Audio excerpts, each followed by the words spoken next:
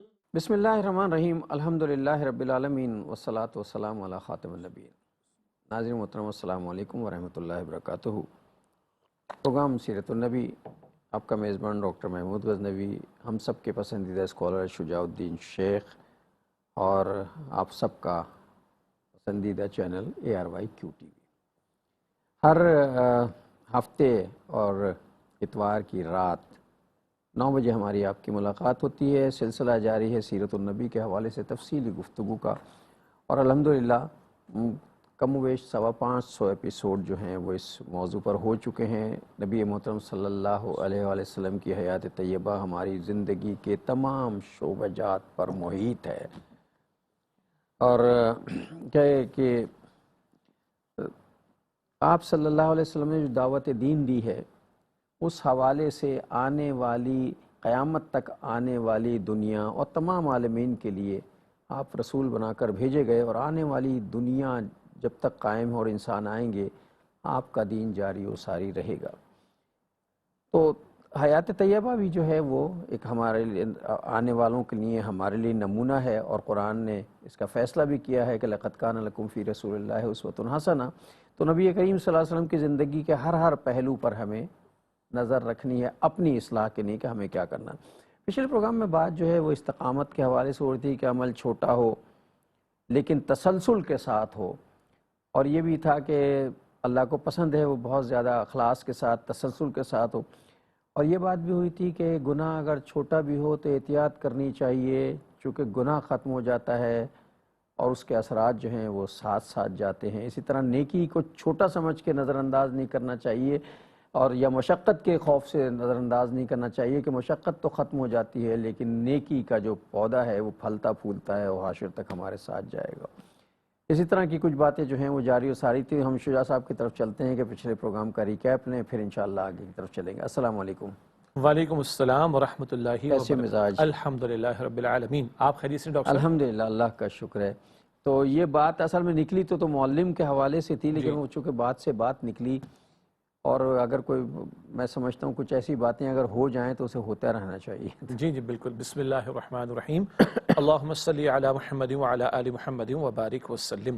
گزشتہ پروگرام میں اخلاص نیت پر بھی کلام ہوا، اور تھوڑا عمل ہو، اخلاص کے ساتھ ہو، استقامت کے ساتھ ہو، وہ اللہ تعالیٰ کے ہاں مقبول ہے۔ یہ بھی گفتگو آئی کہ اللہ تعالیٰ نے احسن عملہ کہا ہے سورہ ملک کے آغاز میں، اکثر عملہ نہیں کہا۔ تو اکثر یا کثرت عمل کے مقابلے میں احسن عمل، بہترین عمل، اخلاص کے ساتھ، للہیت کے ساتھ، خشوع اور خضوع کے ساتھ، اس پر بھی ہم نے پچھلی مرتبہ کلام کیا کہ کوانٹٹی نہیں، کوالٹی کی طرف ہماری توجہ کا معاملہ ہونا چاہیے۔ پھر استقامت پر کلام ہوا، اور استقامت کے مفہوم کو بھی ہم نے جانا، جم جانا، ڈٹ جانا، کھڑے ہو جانا۔ اسی طرح باطن کی استقامت کا، ظاہر کی استقامت کا ذکر آیا، اور اس میں پھر اللہ ہی سے سب سے بڑھ کر محبت، اللہ پر توکل، اللہ پر یقین، اللہ ہی کو کل نفع اور نقصان کا مالک سمجھنا، مختار سمجھنا، اللہ تعالیٰ ہی کی خاطر نیکیاں کرنا، گناہوں سے بچنا، نیکی کی دعوت دینا، بدی سے روکنے کی کوشش کرنا، دعوت دین کا عمل، نفاذ دین کی جد و جہد، اس سارے عمل کو استقامت کا ٹائٹل یا عنوان دیا جا سکتا ہے۔ پھر آپ نے وہ جملہ ارشاد فرمایا تھا جو صوفیہ کا قول ہے کہ استقامت تو ایک بہت بڑی کرامت ہے، اور میں نے عرض کرنا چاہتا کہ استقامت کے لفظ میں پوری ایک قیامت موجود ہے کہ یہ پوری زندگی پر محیط طرز عمل ہے۔ استقامت کے لیے بھی لقد کان لکم فی رسول اللہ اسوۃ حسنہ، بہترین مثال جو ہمیں ملے گی وہ اللہ کے نبی مکرم صلی اللہ علیہ وآلہ وسلم کی حیات طیبہ سے ملے گی۔ طائف کا واقعہ بھی ہمارے سامنے آیا، وہ استقامت کی بہترین مثال ہے۔ راہ حق میں جو مشقتیں آئیں، جو مشکلات آئیں، مالک اس سب کچھ میں اگر تیرا غضب نہیں فلا ابالی، تو مجھے اس کی کوئی پرواہ نہیں۔ یہ ڈٹے رہنا، صبر کا مظاہرہ کرنا، یہ اللہ کے نبی علیہ السلام کے اسوہ حسنہ سے گفتگو ہمارے سامنے آتی ہے۔ پھر بات ہوتے ہوتے نماز کی طرف تفصیل آ گئی، نماز کی اہمیت پر کلام ہوا۔ پہلا سوال نماز کے بارے میں، قیامت کے دن اسی طریقے پر 2 رکعت ہو اور بندہ خشوع خضوع کے ساتھ ادا کرے، اچھی طرح اس نے طہارت کا اہتمام کیا، وضو کا اہتمام کیا ہو، 2 رکعت کو خشوع خضوع توجہ سے ادا کرے، تو حدیث مبارک کا حوالہ آیا تھا کہ دنیا میں جو کچھ ہے اس سے زیادہ قیمتی 2 رکعتیں ہیں۔ کوانٹٹی کی بات نہ ہو، کوالٹی کی طرف توجہ کا معاملہ ہمارا ہونا چاہیے۔ تھوڑا عمل ہو، اخلاص کے ساتھ ہو۔ غزوہ تبوک کا ذکر آیا تھا، اور چند کھجوریں پورے ڈھیر پر اللہ کے رسول علیہ السلام نے رکھ دی تھی۔ پھر نماز کا ذکر دوبارہ کرنا چاہوں گا۔ نماز کی اہمیت پر کلام ہوا، بندے کے کفر اور اسلام کے درمیان میں نماز ہے۔ نماز ہے تو اسلام کی طرف، نماز ہے تو کفر کی طرف جا رہا ہے، عملاً کفر کی طرف جا رہا ہے۔ پہلا سوال قیامت کے دن وہ نماز کے بارے میں ہوگا، تو نماز کی اہمیت کا بھی تذکرہ پچھلی مرتبہ ہمارے سامنے آیا تھا گفتگو میں۔ تو یہ جناب پچھلا پروگرام تھا جس پر ہم نے نماز کے حوالے سے گفتگو کی تھی، نماز کی اہمیت کے حوالے یہ بات بھی ہوئی تھی کہ نماز جو ہے وہ معراج میں بلا کے نبی کریم صلی اللہ علیہ وسلم کو اللہ تعالیٰ نے براہ راست وحی کی تھی 50 نمازیں، اور پھر حضرت موسیٰ علیہ السلام نے بار بار رسول اللہ صلی اللہ علیہ وسلم کو واپس بھیجا کہ آپ جائیے، کم کرائیے، آپ کی امت نہیں پڑھ سکتی، نہیں پڑھ سکتی، نہیں پڑھ سکتی۔ حضرت موسیٰ علیہ السلام کو اس امت کا اور میرا اور آپ کا اچھی طرح پتہ تھا کہ 5 نمازیں نہیں پڑھ سکتی، اور مجھ سے وہ 5 نمازیں بھی نہیں پڑھی جاتی۔ لیکن اللہ جو ہے لا تبدیل لکلمات اللہ، اللہ کے کلمات تبدیل نہیں ہوتے، اس کی رحیمی اور کریمی اور اس کے خزانہ قدرت میں کوئی کمی نہیں ہے۔ آدمی نمازیں تو 5 ہی پڑھے گا لیکن اللہ اسے اجر 50 کا دے گا۔ جی، اسی موقع پر ہوا، اچھا ہے آپ نے ارشاد فرما دیا کہ جب یہ 5 رہ گئیں تو اس کے بعد تو حضور علیہ السلام نے فرمایا کہ اب مجھے حیا آتی ہے کہ میں اللہ سے اور کم کرنے کی درخواست کروں۔ البتہ اللہ کی طرف سے اعلان ہو گیا کہ میرا فیصلہ نافذ ہو گیا، ادا 5 ہوں گی، اجر 50 کا عطا ہوگا، ادا 5 ہوں گی، اجر 50 کا عطا ہوگا۔ پھر قرآن پاک کا ایک اصول بھی ہے، من جاء بالحسنۃ فلہ 10 امثالھا، جو ایک نیکی لے کر آئے گا وہ اس کا کم از کم 10 گنا پائے گا۔ تو یہ اللہ کی شان کریمی کے رہ گئی 5 فردیت کے اعتبار سے، اجر جو اس نے اعلان فرما دی وہ 50 کا ہی عطا فرمائے گا۔ اب یہ تو اللہ کی شان کریمی ہے، اور حضور علیہ السلام کو حیا بھی آ رہی ہے کہ میں اس سے مزید کم کروانا نہیں چاہتا۔ آسمانوں پر بلا کر معراج کی شب اللہ تعالیٰ نے تحفہ عطا فرمایا۔ آج امت اس تحفے کے بارے میں کتنا اہتمام کر رہی ہے، یہ امتیوں کو سوچنا چاہیے۔ ہمارا دعویٰ ہے رسول اکرم علیہ السلام سے محبت کا، ہمارا دعویٰ ہے رسول اکرم علیہ السلام سے عشق کا، لیکن فجر میں ہم سوتے پڑے رہ جائیں، ہمارا کاروبار ہمیں نماز کی طرف آنے نہ دے، ہماری شادی بیاہ کی تقاریب ہم سے نمازیں ضائع کروا دیں، ہماری نوکری اور ہماری دیگر مصروفیات ہم سے نمازیں ضائع کروا دیں، ہمارے کھیل تماشے، ناچ گانے، فلمیں ڈرامے، کھیل تماشے، کرکٹ کے میچز جو ہے وہ نمازیں ضائع کروا دیں، تو اپنے امتی ہونے کے دعوے کے بارے میں غور کر لینا چاہیے۔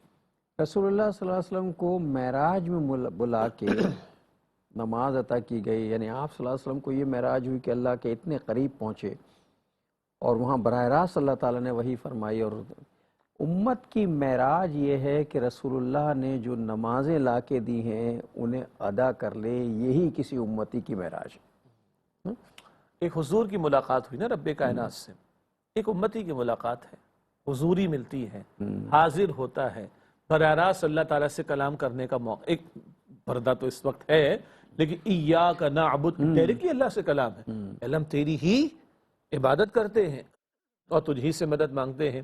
تو یہ تو اللہ موقع دے رہا ہے۔ بلکہ ایک چھوٹا سا قصہ میں آپ کو سناؤں۔ ایک وقفہ لے لیں؟ جی بالکل۔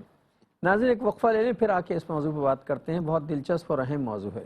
السلام علیکم ورحمۃ اللہ وبرکاتہ، ویلکم بیک ناظرین۔ وقفے کے بعد پروگرام سیرت النبی صلی اللہ علیہ وآلہ وسلم میں آپ کا خیر مقدم ہے۔ شیخ صاحب وقفے سے پہلے ایک واقعہ سنا رہے تھے۔ جی، ایک اسکول میں، شاید پہلے بھی کبھی ذکر میں آیا ہو، تو استاد نے پوچھا بیٹا نماز کون لوگ نہیں پڑھتے؟ تو بچے نے کہا جو مر جاتے ہیں وہ نماز نہیں پڑھتے، اور جو کافر ہوتے ہیں وہ نماز نہیں پڑھتے۔ سبحان اللہ، جو مر جاتے ہیں وہ نماز نہیں پڑھتے، اور جو کافر ہوتے ہیں وہ نماز نہیں پڑھتے۔ زندہ ہو اور مسلمان ہو تو نماز تو ادا کرے گا، ورنہ جو مر جاتا ہے وہ نماز ادا نہیں کرتا، اور جو کافر ہوتا ہے وہ نماز ادا نہیں کرتا۔ ایک چھوٹے سے اسکول کے چھوٹے سے بچے کو تو یہ بات سمجھ آ رہی ہے، امتی ہونے کے دعوے دار امتیوں کو یہ بات سمجھ آ رہی ہے یا نہیں؟ اصل میں ہم نماز کی اہمیت پہ اس لیے بات کرتے ہیں، اپنے آپ کو بھی تھوڑا سا موٹیویشن ملتا ہے، اور جو کوتاہیاں ہیں ان کی طرف نظر جاتی ہے، اور ظاہر ہے دوسروں کو سمجھانے کے لیے جو بات کی جائے وہ پہلے اپنے اوپر اثر کرتی ہے، اس لیے نماز کی اہمیت پر غور۔ پھر سچی بات یہ، میں نے ایک جملہ بھی کہا تھا کہ جس کی نماز ہی درست نہیں ہے اس کے تمام معاملات ہی خراب ہیں۔ نماز جیسے وضو اگر درست نہیں ہے تو نماز ہی نہیں ہونی ہے، سارے رکوع بیکار، سارے سجود بیکار، سارے قیام بیکار، سارے قعدے بیکار۔ تو اسی طرح اگر نماز نہیں ہے تو ہمارے اعمال سارے کے سارے جو ہیں وہ تباہ و برباد ہو جائیں گے، ان کا کوئی فائدہ نہیں ہوگا۔ کیونکہ نماز کے بارے میں کہا گیا یہ برائی سے روکتی ہے، تو اگر ہم صحیح، اگر نماز ہم صحیح طریقے سے پڑھ رہے ہیں اور وہ برائی سے روک رہی ہے تو اس کا مطلب یہ ہے کہ ہماری نماز صحیح ہے۔ لیکن ہم نماز بھی پڑھ رہے ہیں، ہم سود بھی لے رہے ہیں، ہم نماز بھی پڑھ رہے ہیں، بے ایمانی بھی کر رہے ہیں، نماز بھی پڑھ رہے ہیں، چوری بھی کر رہے ہیں، تو اس کا مطلب یہ ہے کہ نماز میں کہیں کوتاہی ہو رہی ہے۔ اس نقطے پر بھی ڈاکٹر صاحب مزید میں کلام کرنا چاہوں گا، مگر ایک واقعہ مجھے اور یاد آیا، پرانا واقعہ ہے۔ لندن میں ایک صاحب نئے نئے مسلمان ہوئے۔ اچھا، ایسے لوگوں کو ہم لوگ عام طور پر کنورٹڈ مسلم کہہ دیتے ہیں، ٹھیک لفظ نہیں نو ہے، مسلم، ریورٹڈ مسلم۔ کنورٹ کا مطلب ہوتا ہے بدل جانا، ریورٹ کا مطلب ہوتا ہے واپس آنا، لوٹ آنا، لوٹ آنا۔ ہر بچہ فطرت پر پیدا ہوتا ہے، فطرت پر پیدا۔ اس کے ماں باپ اس کو یہودی، نصرانی، مجوسی بناتے تھے، بخاری شریف کی حدیث ہے۔ تو یہ کنورٹ نہیں ہو رہا، یہ ریورٹ ہو رہا ہے۔ بہرحال ہم جیسے مسلمان ہوں گے جو پیدائشی مسلمان ہیں، ماشاءاللہ بورن مسلمز ہیں، تو انہوں نے اس ریورٹڈ مسلم، نئے نئے مسلمان ہونے والے شخص کے اعزاز میں ایک تقریب رکھی، کسی ہوٹل وغیرہ میں اہتمام ہوا ہوگا۔ تو اس نے جیسے بھی پروگرام شروع ہوتا ہے، کچھ ابتدائی کلمات ہوتے ہیں، تلاوت ہوتی ہے، سب کچھ، اس کے بعد ان صاحب کو گفتگو کا موقع دیا گیا کہ آپ اپنا تجربہ، اپنا ایکسپیرینس شیئر کریں۔ وہ صاحب شروع ہوئے، باتیں کرتے کرتے انہوں نے گھڑی دیکھی تو رک گئے، کہ اٹس ٹائم فار عصر پریئر، اٹس ٹائم فار عصر پریئر، عصر کی نماز کا وقت ہو گیا، تو I should not continue my talk, اب تو اللہ کے سامنے جھکنے کا وقت ہے بھائی، مجھے اپنی بات کو روک دینا چاہیے، سو لیٹس پرے۔ تو وہ جو مسلمان تھے، بورن مسلم تھے، پیدائشی مسلمان تھے، وہ تھوڑے سے پریشان ہو گئے، وہ ایک دوسرے کی بغلیں جھانکنے لگے۔ ان سے آدھوں نے تو وضو بھی نہیں کیا ہوا ہوگا، نہ نماز کا اہتمام ہی کچھ نہیں کیا تھا نا۔ تقریب بڑی اچھی منعقد کر لی، اس لیے کہ بعض آرگنائزیشنز کو بڑا یہ کام کرنا ہوتا ہے تو ذرا پیش بھی کرنا ہوتا ہے نا، ذرا تلخ بات میں عرض کر رہا ہوں، لیکن انہوں نے نماز کا کوئی ارینجمنٹ نہیں کیا۔ تو اس نے کہا what, you have invited me, I being the reverted Muslim, you have invited me to talk about Islam, and you born Muslims, you haven't made arrangements for the salat. تم نے مجھے، میں نیا نیا مسلمان ہوا تو اسلام کی تعریفیں کرنے کے لیے تم نے مجھے بلا لیا، اور تم جو پیدائشی مسلمان ہو تم نے تو نماز کا ارینجمنٹ نہیں کیا۔ اس کے بعد اس نے دو جملے کہے، وہ بہت مشہور ہیں، you are Muslims by chance and alhamdulillah، اس نے کہا I am a Muslim by choice۔ بھائی تم بائی چانس مسلمان ہو گئے، چندر پال گوپال کے گھر میں پیدا ہوا تو ہندو بن گیا، مائیکل جارج کے گھر میں پیدا ہوا تو کرسچن بن گیا، تم فلاں کے گھر میں پیدا ہوا تو تم مسلمان بن گئے by chance. So you are Muslim by chance, الحمدللہ I am a Muslim by choice, میں بائی چوائس مسلمان ہوں۔ تو بابا میں اب اپنی گفتگو نہیں کر رہا، آئی ایم سوری، لیٹس پرے، آؤ نماز عصر ادا کریں۔ یہ آج ہمارا حال ہے۔ ہمارے ہاں اور بھی یہ جو اپنے گفتگو فرمائی، اس میں ایک عجیب ایک اور بھی ہے، ہمارے ہاں جو تقریبات ہوتی ہیں، خاص طور پر ایسی تقریبات جن کے درمیان میں نماز کا وقت آ جاتا ہے، مثلا ہمارے عموماً تقریبات شام میں سے پہر شروع ہوتی ہیں 4 بجے، درمیان میں عصر اور مغرب کا وقت آتا ہے، کچھ تقریبات ہماری جو ہیں وہ 8 بجے شروع ہوتی ہیں، آج کل تو سردیوں کا موسم آ رہا ہے تو عشاء کے وقت پہلے گیا، پہلے 8 بجے تقریب شروع ہوئی، 9 بجے اور 9:30 بجے جو ہے وہ عشاء کا وقت ہوا۔ تو ان تقریبات میں یہ ہوٹلز میں ہوں، یہ ہالز میں ہوں یا کہیں ہوں، باقاعدہ نماز کا کوئی اہتمام نہیں، کہ ایسا نہیں ہوتا کہ کہیں جو 4 جائے نمازیں بچھا دیے، ایک مصلے بچھا دیے جائیں، جن لوگوں کو نماز پڑھنی ہو وہاں کے نماز، سارے ارینجمنٹ ہم کرتے ہیں، نماز کا ارینجمنٹ کا بندوبست نہیں ہوتا، اور نہ ہم وقفہ کرتے ہیں کہ چلیں نماز پڑھ لیں۔ یہ تو آپ نے تقریبات کا ذکر کیا نا، کچھ مرتبہ، ہر مرتبہ نہیں، کچھ مرتبہ مذہبی عنوان سے، دینی عنوان سے پروگرام ہو رہے ہوتے ہیں، کوئی جلسہ ہو رہا ہوتا ہے، کوئی کانفرنس ہو رہی ہوتی ہے، کوئی بڑا سا سلسلہ ہو رہا ہوتا ہے، کچھ، سب کی بات نہیں کر رہا، اور اس کے درمیان لوگ دیکھ رہے ہوتے ہیں بھائی یہ کب روکیں گے، نماز عصر کا وقت جا رہا ہے، نکل جاتا ہے وقت، غروب کا وقت آنے کو قریب آ گیا، عصر ضائع ہو رہی ہے، نہ وہاں اسٹیج سے اناؤنسمنٹ ہوتی ہے، نہ کوئی بریک دیا جاتا ہے، نہ کوئی پراپر ارینجمنٹ۔ ہم یہ نہیں کہتے کہ اگر آپ کھلے میدان میں کہیں کریں گے تو پراپر پوری مسجد کا ارینجمنٹ کریں، یہ تو پاسبل نہیں ہے۔ جائے نماز کا بندوبست کر دیں سائیڈ میں نماز کہیں، ہو، لوگ وضو باوضو ہو کر آئیں، کچھ لوگوں کے لیے وضو کا انتظام بھی ہو، لیکن یہ میں عرض کر رہا ہوں کچھ مرتبہ دین کے نام پر کرنے والے کام، ان کے ہاں بھی ہمیں رونا پڑتا ہے۔ تو غور کر لیا جائے کہ نماز کی اہمیت کا معاملہ کتنا ہے۔ ہم سب لوگ موبائل فون، اسمارٹ فون استعمال کرتے ہیں، آپ کے پاس بھی ہے، میرا بھی یہاں پہ رکھا ہوا ہے، ٹھیک ہے، آف کر کے میں نے رکھا ہوا ہے، لیکن جب پروگرام مکمل ہوگا، ایون بریک میں آپ بھی دیکھتے ہیں، میں بھی دیکھتا ہوں، اگر ہم کوئی اگر کال آئی بھی ہوتی ہے جس کو مسڈ کال کہتے ہیں، تو جب تک مسڈ کال کو رپلائی نہیں کر دیتے ہمیں چین نہیں آتا. حالانکہ ان نون نمبرز آپ کے پاس بھی آتے ہوں گے، ہمارے پاس بھی آتے ہوں گے، جو شاید ریلیونٹ بھی نہ ہو، مگر نہیں بھائی فلاں نے کال کی ہے، ذرا دیکھ تو دوں کون ہے. ہم ہر مسڈ کال کو جب تک آنسر نہیں کرتے ہمیں چین نہیں آتا. ایک کال روزانہ آتی ہے اور 5 مرتبہ آتی ہے، اور وہ کوئی عام کال نہیں ہے، اسے ہم مسڈ کال کر دیتے ہیں. وہ رب کائنات کی کال ہے، اور وہ مسڈ ہی مسڈ، مسڈ ہی مسڈ، اور مسڈ ہی مسڈ چلتی چلی جا رہی. قیامت کا دن ہوگا، پہلے بھی ذکر آ چکا ہے، جس کال کے بارے میں سب سے پہلے کال کیا جائے گا وہ نماز کی کال ہوگی. رب پکار رہا ہے، رب کی پکار لگ رہی ہے، اس کی کال کو آنسر کرنے کے لیے ٹائم نہیں. ہم چھوٹے تھے ڈاکٹر صاحب، آپ نے بھی اسٹیکر دیکھ، میں اپنی بات کر رہا ہوں، تو ہم وہ اسٹیکر پڑھتے تھے، تجھے نماز کی فرصت نہیں. تعجب ہے، ارے سب کو تو جواب دے رہا ہے، سب کو تو انٹرٹین کر رہا ہے، سب کی انویٹیشن قبول کر رہا ہے، سب کو تو ہیلو ہائی کر رہا ہے، سب کچھ کر رہا ہے، اپنے رب کو جواب نہیں دے رہا، رب کے سامنے جھکنے کو تیار نہیں. اللہ اکبر کبیرہ. تو مسڈ کال تو میں فوراً رپلائی کرتا ہوں، چین نہیں آتا، سوتا نہیں ہوں جب تک کہ تمام کالز کو آنسر نہ کر دوں.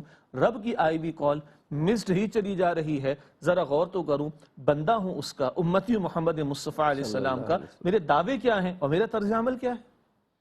ہمارے ہاں یہ بڑا اہتمام ہے. اب دیکھیے عموماً آپ کا بھی تجربہ رہا ہوگا، میرا بھی تجربہ ہے. بڑے بڑے 5 اسٹار ہوٹلز میں چلے جائیے یا بڑے بڑے ہاسپٹلز میں چلے جائیے، جو 5 اسٹار ہوٹل ہی کی طرح بن گئے ہیں اب تو ہاسپٹل بھی سارے، کہ ہوٹل میں اور ہاسپٹل میں فرق نظر نہیں آتا.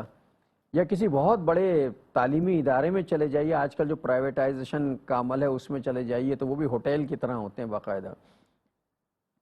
ہر چیز میں اے سی لگے ہوئے ہیں، ماربل لگے ہوئے ہیں، اور دنیا کے بہترین، یعنی آپ کی طبیعت خوش ہو جائے.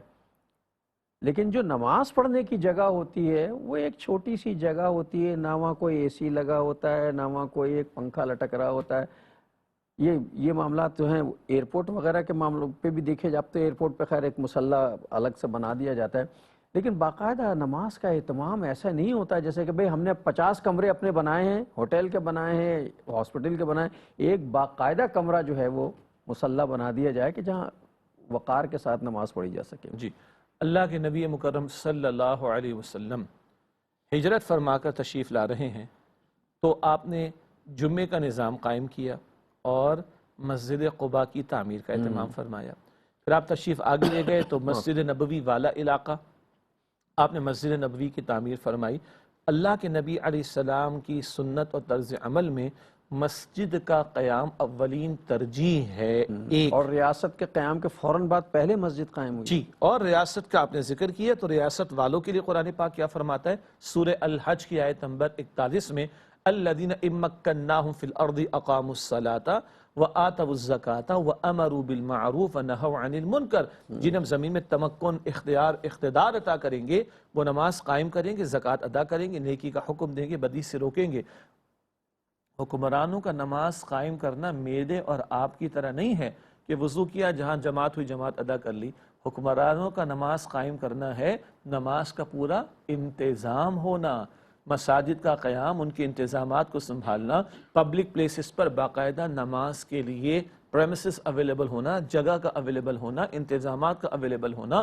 پھر اجتماعی نظم ہونا چاہیے، سرکاری ادارے ہوں، دیگر ہوں، کہ نمازوں کے اوقات میں باقاعدہ وقت معین کر کے لوگوں کو نماز پڑھنے کا موقع فراہم کیا جائے. اور ذرا اگلی بات بھاری ہے، حکمرانوں کا نماز قائم کرنا آپ کی میری طرح نہیں ہے. حکمرانوں کا نماز قائم، جی، امامت کرنا بھی خود ہے. امام ہونا ضروری ہے اس کا. جمعے کا خطبہ وقت کا امام دے، وقت کا حکمراں دے، اس کا نمائندہ دے، اگر سلطنت بڑی ہو. عید کا خطبہ بھی حکمراں دے، اس کا نمائندہ دے. یہ ہے نماز قائم کرنا حکمرانوں کے لیے، سورہ حج کی آیت نمبر 41 کے ذیل میں. ناظرین ایک وقفہ لیں ناظرین، پھر آگے اس پہ بات کرتے ہیں. السلام علیکم ورحمۃ اللہ وبرکاتہ. ویلکم بیک ناظرین. وقفے کے بعد پروگرام سیرت النبی صلی اللہ علیہ وآلہ وسلم میں آپ کا خیر مقدم ہے. بڑے بڑے شاپنگ مال بن رہے ہیں، بڑے بڑے میگا مال بن رہے ہیں، بلینز ڈالرز اس پہ خرچ ہو رہے ہیں.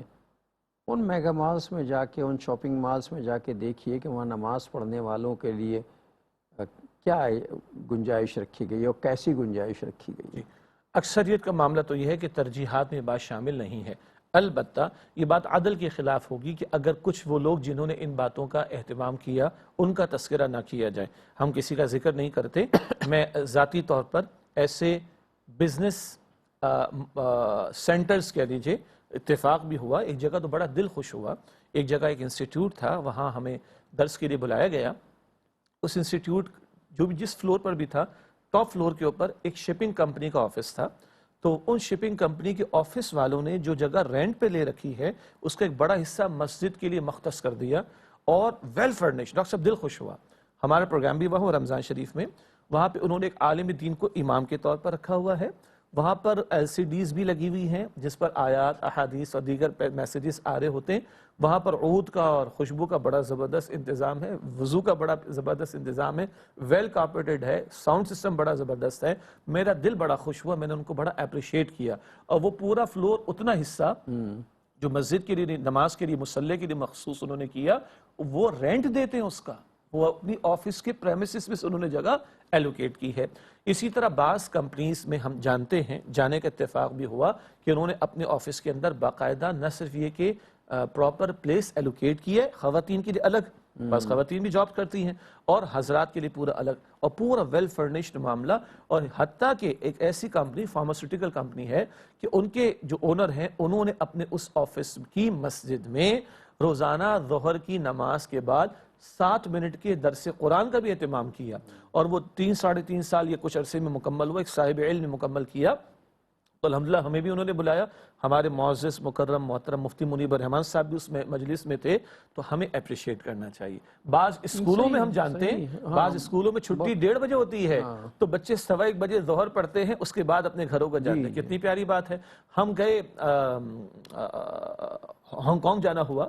ہانگ کانگ میں ایک اسکول تھا جہاں مسلمان بچے یقیناً پڑھتے, اور ان میں ایک بڑی تعداد پاکستانی بچوں کی بھی تھی. وہاں کی جو پرنسپل صاحبہ تھی وہ چائنیز تھی, مسلمان ہوئی تھی. پہلے وہ دعوت کے کام میں تھی, پھر وہ پرنسپل بن گئی.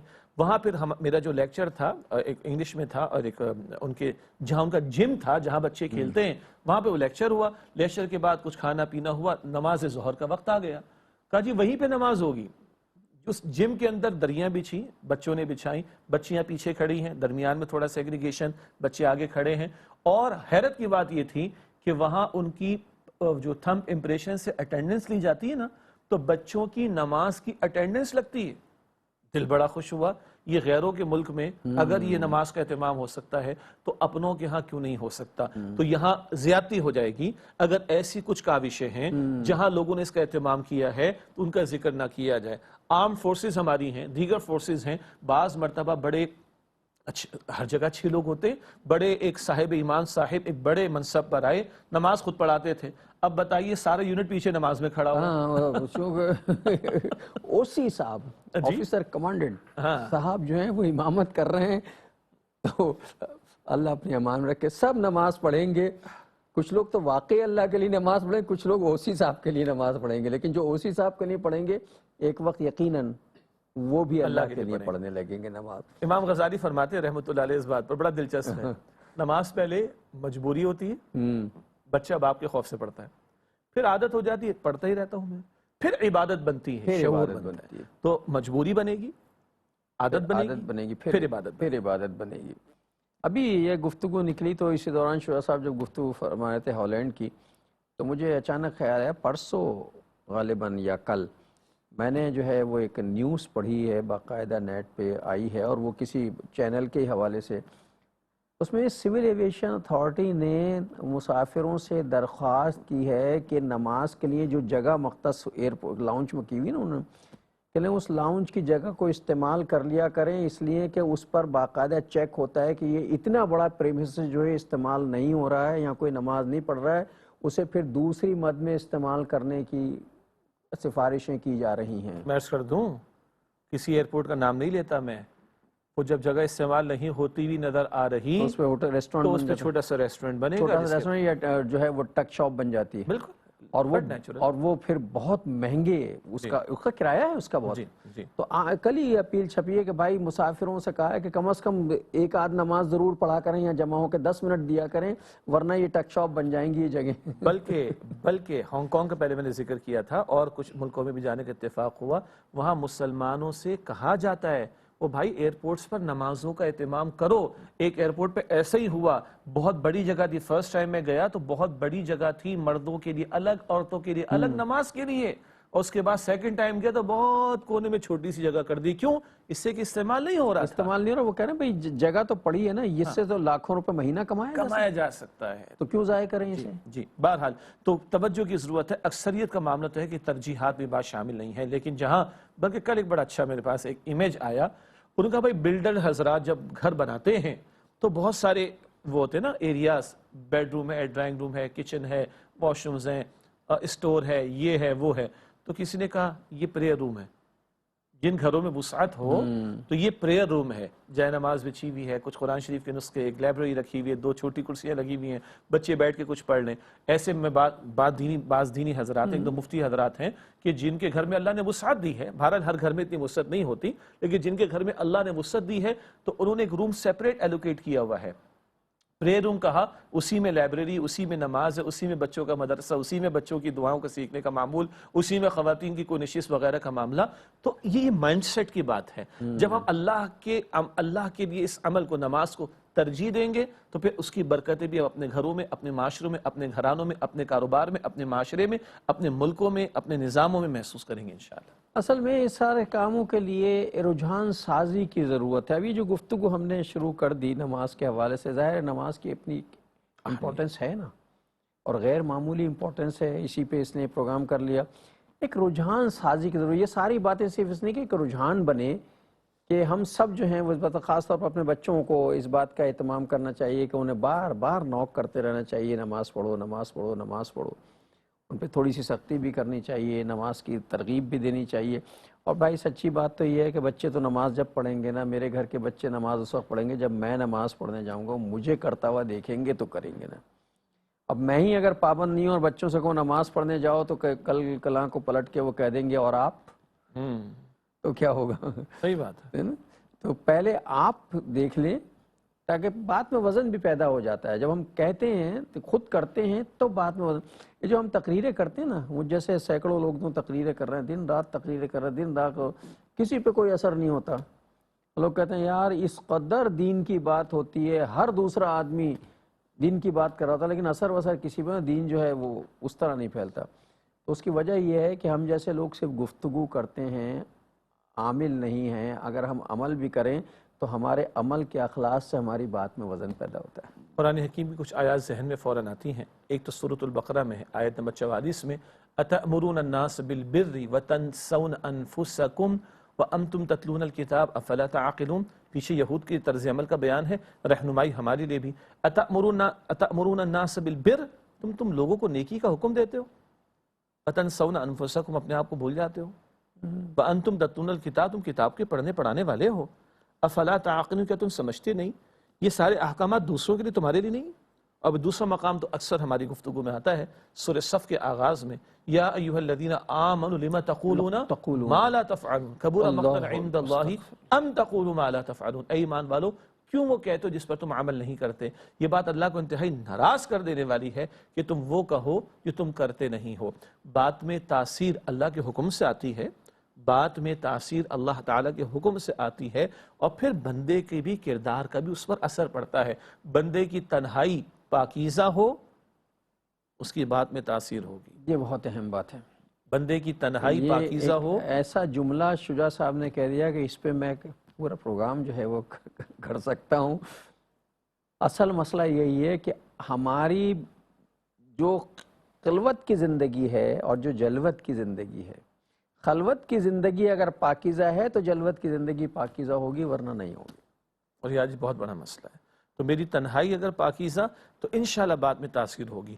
اور میں جو کہہ رہا ہوں, حضور نے کہا بعد میں صلی اللہ علیہ وسلم, کردار پہلے آیا 40 برس کا, پھر دعوت آ رہی ہے. انگریزی کا جملہ سب کو یاد ہے, your action should speak louder than your words والی بات ہے. تمہارے کردار کی گواہی تمہارے قول سے زیادہ بڑھ کر آنی چاہیے. تو میرا خود اپنے کہنے پر عمل جس قدر ہوگا, انشاءاللہ میری بات میں تاثیر بھی اللہ کے فضل سے پیدا ہوگی انشاءاللہ. انشاءاللہ. تو ناظرین مطلب یہ ساری چیزوں کا بیان کرنے کا مقصد یہی ہے کہ سب سے پہلے تو ہمیں اس بات کی جو ہے وہ ترغیب ملے اور ہم اپنے عمل کو درست کریں, اور پھر ہم سب مل کے ایک دوسرے پر نظر رکھیں، ایک دوسرے کے عمل کو درست کریں۔ اللہ تعالی ہمیں سب کو توفیق عطا فرمائے۔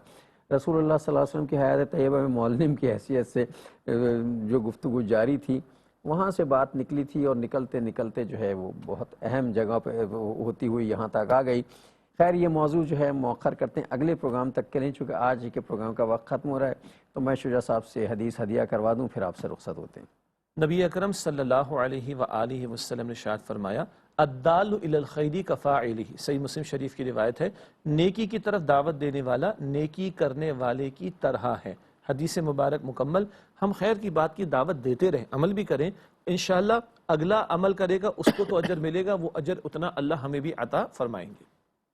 اور ناظرین محترم، اس سے حدیث مبارکہ کے ساتھ ہی ہمارے آج کے پروگرام کا وقت ختم ہوا۔ اگلے پروگرام تک کے لیے جناب شجاع الدین شیخ اور اپنے میزبان ڈاکٹر محمود غزنوی کو اجازت دیجیے۔